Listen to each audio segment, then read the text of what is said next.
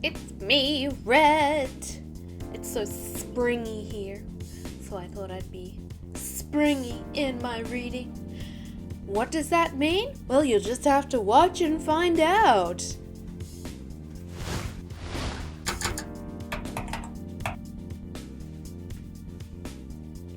Today, I'm going to be reading some r/malicious compliance. Yes, are you ready for the deliciousness of malicious compliance? Oh, you are? Okay, let's go. Customer thought we were moving her stuff too slow and wasting her time, so we hurried up. I work as a mover for a very small moving company. My boss, let's call him Mike, is a really nice guy, and it's really just a two-man operation, with me working as a subcontractor under him, with a few regular guys we call in for bigger moves. It's really physically demanding work sometimes, but typically our customers are super nice and the pay is pretty good. Most people are just happy to have someone else lift their heavy stuff and get it onto the truck.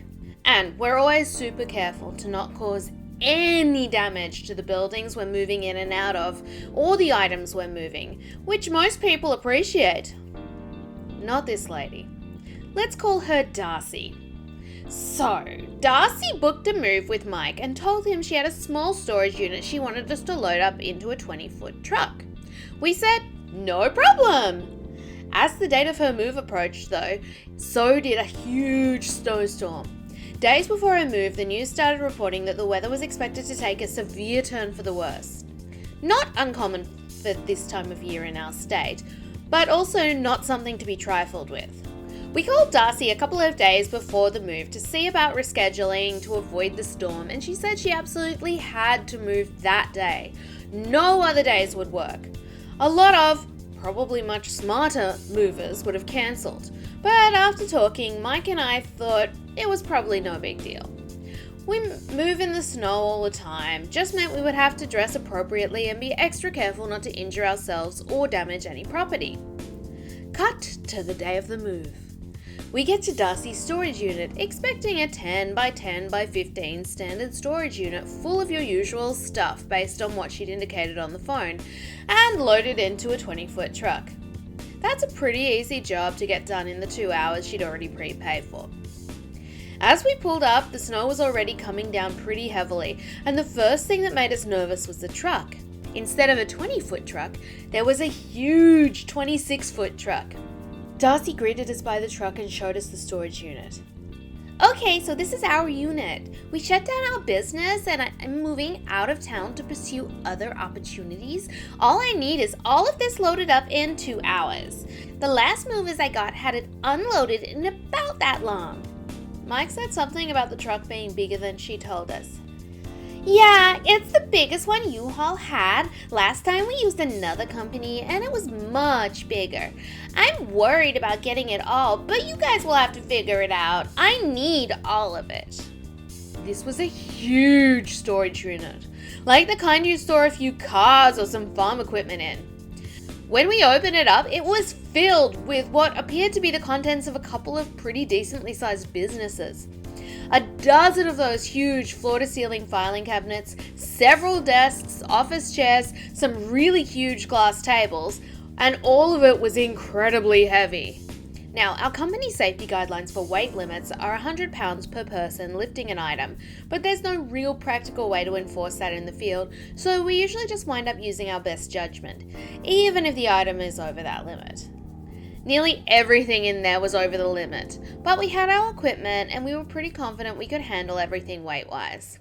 Mike and I are pretty strong, but in my estimation, this was definitely going to take a bit longer than 2 hours. Mike told her we would do our absolute best. To be fair, he should have leveled with her then and there and said it would take quite a bit more time, but he probably wanted to see if we could just get it busted out as quick as possible and see where we were at before getting the customer needlessly worried. Darcy sat in her truck nearly the whole time we were working, so she could stay warm.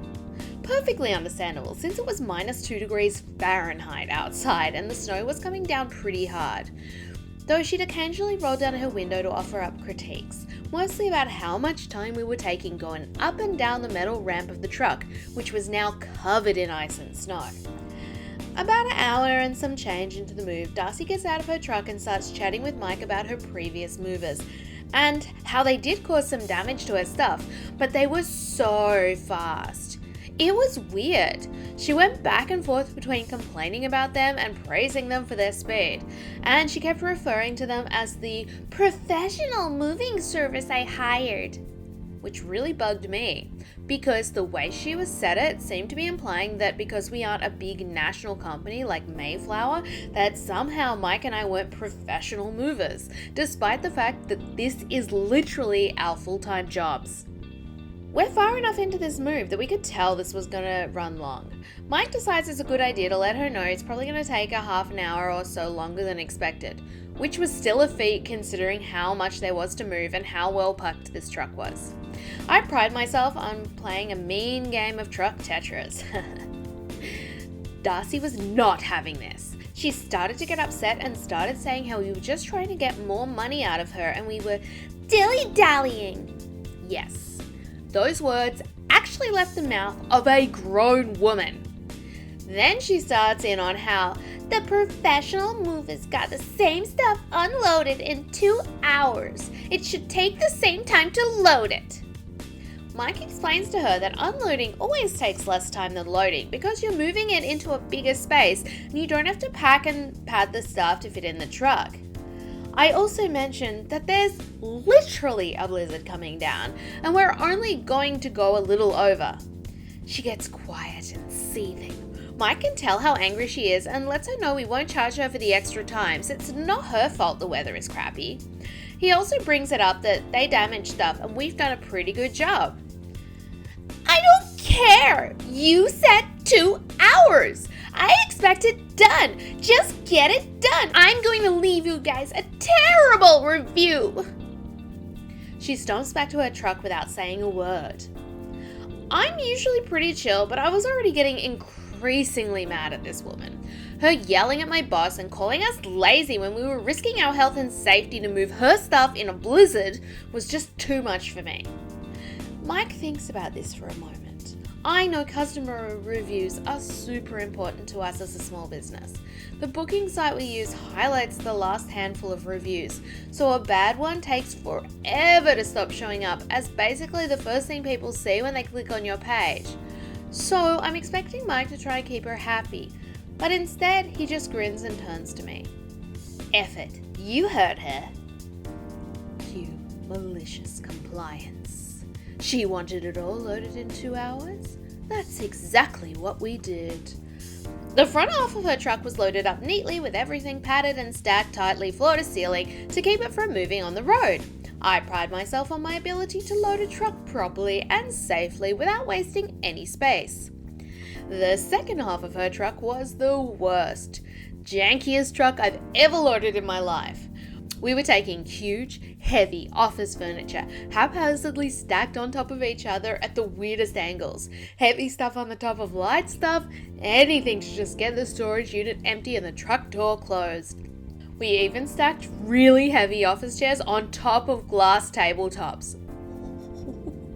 By the end of it, the truck looked like you'd ask Escher or Geiger to draw you a picture of an office. I just want to be clear. We've never intentionally damaged a customer's property, and we never would. We pride ourselves on our professionalism, courtesy, and specifically our ability to get your stuff where it's going safely. But the particular combination of unsafe conditions and this lady's outright disregard for our safety and feelings was just too much. And technically, we didn't damage anything. Nothing was broken when we closed the truck doors. But literally the first bump in the road or a decently tight turn was definitely going to cause hundreds, maybe even thousands of dollars of damage. We closed the truck door and walked over to Darcy's truck and let her know. Mike went to her truck. He told her that we were done and that he wasn't going to charge her at all for the move. She insisted that she's not poor and don't need charity. And Mike just said it was clear that she wasn't happy and he didn't need her $150. That's right. We charge $75 an hour, so the extra half an hour we needed to do it right would have cost her a whopping $37. He cancelled the job and refunded her what she'd already prepaid. As we drove away in Mike's car, I looked at him. You realize that by the time she gets where she's going, she's looking at a lot of damaged furniture, right? She's going to hit us with a bad review and maybe even try and sue. She was worried about paying an extra $37. I doubt she'll risk more money on hiring a lawyer. And besides, you can't leave a review on the site if the job gets cancelled. We just gave her exactly what she wanted. And besides, it's worth losing out on the money I would have made just to see her face when I said I didn't need her $150. When he dropped me off, he still paid me for my time because F that lady. My boss Mike is a really nice guy. Moving is hard. Really hard. No. God, pay your movers. I know it's expensive, but it's definitely worth it in my opinion. This lady's an idiot. I hope you enjoyed those r/malicious compliance stories. Read by Red! That's me. Yeah. Please give the video a like if you did enjoy them, and don't forget to subscribe as well if you haven't done that already. Thank you so much for watching today, and I'll see you tomorrow.